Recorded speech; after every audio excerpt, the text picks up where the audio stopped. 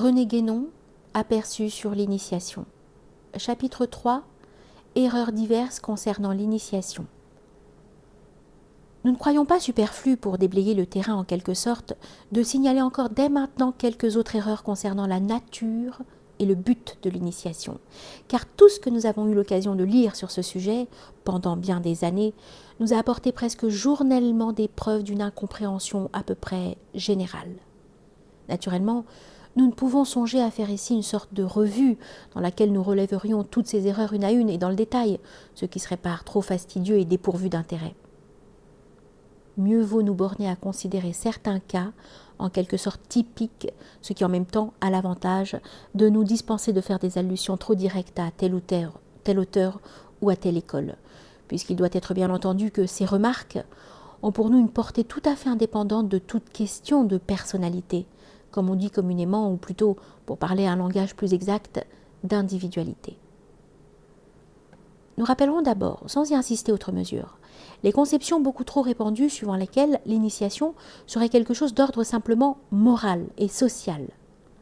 Petite note, ce point de vue est notamment celui de la majorité des maçons actuels, et en même temps, c'est aussi sur le même terrain exclusivement social que se placent la plupart de ceux qui les combattent, ce qui prouve bien encore que les organisations initiatiques ne donnent prise aux attaques du dehors que dans la mesure même de leur dégénérescence. Fin de la note. Celles-là sont par trop bornées et terrestres, si l'on peut s'exprimer ainsi. Et comme nous l'avons dit souvent à d'autres propos, l'erreur la plus grossière est loin d'être toujours la plus dangereuse. Nous dirons seulement, pour couper court à toute confusion, que de telles conceptions ne s'appliquent même pas réellement à cette première partie de l'initiation que l'Antiquité désignait sous le nom de « petit mystère ». Ceci, ainsi que nous l'expliquerons plus loin, concerne bien l'individualité humaine, mais dans le développement intégral de ses possibilités, donc au-delà de la modalité corporelle dont l'activité s'exerce dans le domaine qui est commun à tous les hommes. Nous ne voyons vraiment pas quelle pourrait être la valeur ou même la raison d'être d'une prétendue initiation qui se bornerait à répéter, en le déguisant sous une forme plus ou moins énigmatique, ce qu'il y a de plus banal dans l'éducation profane, ce qui est le plus vulgairement à la portée de tout le monde. D'ailleurs, nous n'entendons nullement nier par là que la connaissance initiatique puisse avoir des applications dans l'ordre social, aussi bien que dans n'importe quel autre ordre. Mais c'est là une toute autre question. D'abord, ces applications contingentes ne constituent aucunement le but de l'initiation, pas plus que les sciences traditionnelles secondaires ne constituent l'essence d'une tradition. Ensuite, elles ont en elles-mêmes un caractère tout différent de ce dont nous venons de parler, car elles partent du principe qui n'ont rien à voir avec des préceptes de morale courante, surtout lorsqu'il s'agit de la trop fameuse morale laïque, chère à tant de nos contemporains, et au surplus, elles procèdent par des voies insaisissables aux profanes, en vertu de la nature même des choses. C'est donc assez loin de ce que quelqu'un appelait un jour, en propres termes, la préoccupation de vivre convenablement. Tant qu'on se bornera à moraliser sur les symboles, avec des intentions aussi louables qu'on le voudra, on ne fera certes pas œuvre d'initiation. Mais nous reviendrons là-dessus plus loin, quand nous aurons à parler plus particulièrement de l'enseignement initiatique. Des erreurs plus subtiles et par suite plus redoutables se produisent parfois lorsqu'on parle, à propos de l'initiation, d'une communication avec des états supérieurs ou des mondes spirituels. Et avant tout, il y a là trop souvent l'illusion qui consiste à prendre pour supérieur ce qui ne l'est pas véritablement, simplement parce qu'il apparaît comme plus ou moins extraordinaire ou anormal. Il nous faudrait en somme répéter ici tout ce que nous avons déjà dit ailleurs de la confusion du psychique et du spirituel, car c'est celle-là qui est le plus fréquemment commise à cet égard. Les états psychiques n'ont en fait rien de supérieur ni de transcendant, puisqu'ils font uniquement partie de l'état individuel humain. Et quand nous parlons d'état supérieur de l'être, sans aucun abus de langage, nous entendons par là exclusivement les états supra-individuels. Petite note. Suivant la représentation géométrique que nous avons exposée dans le symbolisme de la croix, ces modalités d'un même état sont de simples extensions se développant dans le sens horizontal, c'est-à-dire à un même niveau, et non pas dans le sens vertical suivant lequel se marque la hiérarchie des états supérieurs et inférieurs de l'être. Fin de la note. Certains vont même encore plus loin dans la confusion et font spirituel à peu près synonyme d'invisible. C'est-à-dire qu'ils prennent pour tel indistinctement tout ce qui ne tombe pas sous les sens ordinaires et normaux. Nous avons vu qualifier ainsi jusqu'au monde éthérique, c'est-à-dire tout simplement la partie la moins grossière du monde corporel. Dans ces conditions, il est fort à craindre que la communication dont il s'agit ne se réduise en définitive à la clairvoyance, à la clairaudience ou à l'exercice de quelque autre faculté psychique du même genre et non moins insignifiante, même quand elle est réelle. C'est bien là ce qui arrive toujours en fait, et au fond, toutes les écoles pseudo-initiatiques de l'Occident moderne en sont plus ou moins là. Certaines se donnent même expressément pour but le développement des pouvoirs psychiques latents dans l'homme. Nous aurons encore à revenir par la suite sur cette question des prétendus pouvoirs psychiques et des illusions auxquelles ils donnent lieu. Mais ce n'est pas tout. Admettons que dans la pensée de certains, il s'agisse vraiment d'une communication avec les états supérieurs, cela sera encore bien loin de suffire à caractériser l'initiation.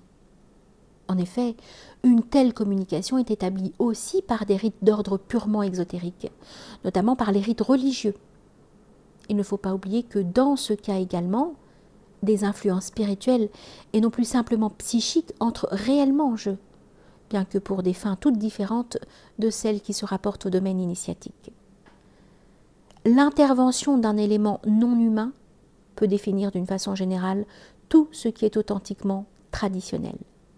Mais la présence de ce caractère commun n'est pas une raison suffisante pour ne pas faire ensuite les distinctions nécessaires, et en particulier pour confondre le domaine religieux et le domaine initiatique, ou pour voir entre eux tout au plus une simple différence de degré, alors qu'il y a réellement une différence de nature, et même, pouvons-nous dire, de nature profonde. Cette confusion est très fréquente aussi, surtout chez ceux qui prétendaient étudier l'initiation du dehors, avec des intentions qui peuvent être d'ailleurs fort diverses. Aussi est-il indispensable de la dénoncer formellement. L'ésotérisme est essentiellement autre chose que la religion, et non pas la partie intérieure d'une religion comme telle, même quand il prend sa base et son point d'appui dans celle-ci, comme il arrive dans certaines formes traditionnelles, dans l'islamisme par exemple. Petite note. C'est pour bien marquer ceci et éviter tout équivoque qu'il convient de dire ésotérisme islamique ou ésotérisme chrétien, et non pas, comme le font certains, islamisme ésotérique ou christianisme ésotérique. Il est facile de comprendre qu'il y a là plus qu'une simple nuance. Fin de la note. Et l'initiation n'est pas non plus une sorte de religion spéciale réservée à une minorité, comme semble se l'imaginer par exemple ceux qui parlent des mystères antiques en les qualifiant de religieux. Petite note. On sait que l'expression religion de mystère est une de celles qui reviennent constamment dans la terminologie spéciale adoptée par les historiens des religions. Fin de la note. Il ne nous est pas possible de développer ici toutes les différences qui séparent les deux domaines religieux et initiatiques, car plus encore que lorsqu'il s'agissait seulement du domaine mystique, qui n'est qu'une partie du premier, cela nous entraînerait assurément fort loin. Mais il suffira pour ce que nous envisageons présentement de préciser que la religion considère l'être uniquement dans l'état individuel humain et ne vise aucunement à l'en faire sortir, mais au contraire, à lui assurer les conditions les plus favorables dans cet état même, tandis que l'initiation a essentiellement pour but de dépasser les possibilités de cet état et de rendre effectivement possible le passage aux états supérieurs et même finalement de conduire l'être au-delà de tout état conditionné, quel qu'il soit. Petite note. Bien entendu, il s'agit ici de l'état humain envisagé dans son intégralité, y compris l'extension indéfinie de ses prolongements extracorporels. Fin de la note. Il résulte de là que, en ce qui concerne l'initiation, la simple communication avec les états supérieurs ne peut pas être regardée comme une fin, mais seulement comme un point de départ. Si cette communication doit être établie tout d'abord par l'action d'une influence spirituelle, c'est pour permettre ensuite une prise de possession effective de ces états, et non pas simplement, comme dans l'ordre religieux, pour faire descendre sur l'être une grâce qui l'y relie d'une certaine façon, mais sans l'y faire pénétrer. Pour exprimer la chose d'une manière qui sera peut-être plus aisément compréhensible, nous dirons que si par exemple quelqu'un peut entrer en rapport avec les anges, sans cesse pour cela d'être lui-même enfermé dans sa condition d'individu humain, sans cesser pour cela d'être lui-même enfermé dans sa condition d'individu humain, il n'en sera pas plus avancé au point de vue initiatique. Petite note. On peut voir par là combien s'illusionnent ceux qui, par exemple, veulent attribuer une valeur proprement initiatique à des écrits comme ceux de Swedenborg. Fin de la note. Il ne s'agit pas ici de communiquer avec d'autres êtres qui sont dans un état angélique, mais d'atteindre et de réaliser soi-même un tel état supra-individuel. Non pas bien entendu en tant qu'individu humain, ce qui serait évidemment absurde, mais en tant que l'être qui se manifeste comme individu humain dans un certain état, a aussi en lui les possibilités de tous les autres états. Toute réalisation initiatique est donc essentiellement et purement intérieure, au contraire de cette sortie de soi qui constitue l'extase au sens propre et étymologique de ce mot.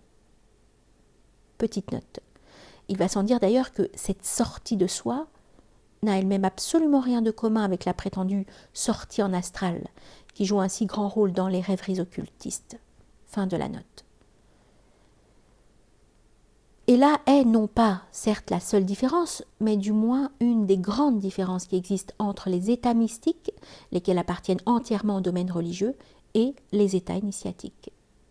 C'est là en effet qu'il faut toujours en revenir en définitive, car la confusion du point de vue initiatique avec le point de vue mystique, dont nous avons tenu à souligner dès le début le caractère particulièrement insidieux, est de nature à tromper des esprits qui ne se laisseraient point prendre aux déformations plus grossières des pseudo-initiations modernes, et qui même pourraient peut-être arriver sans trop de difficulté à comprendre ce qu'est vraiment l'initiation, s'ils ne rencontraient sur leur route ces erreurs subtiles qui semblent bien y être mises tout exprès pour les détourner d'une telle compréhension.